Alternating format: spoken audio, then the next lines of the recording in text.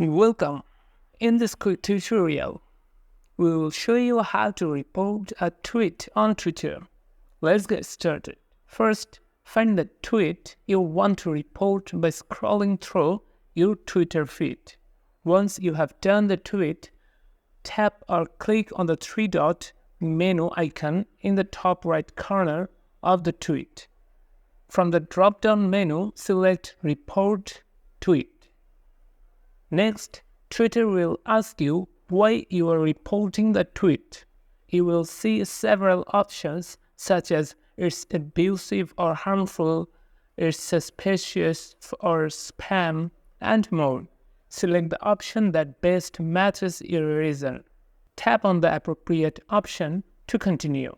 After you select the reason, Twitter may ask for more details depending on the report type. Once you have filled everything out, click Submit to send your report. Twitter will confirm that your report has been submitted. They will review the tweet and take action if necessary. And that's it. You have successfully reported a tweet. Thanks for watching and don't forget to like and subscribe for more quick tutorials.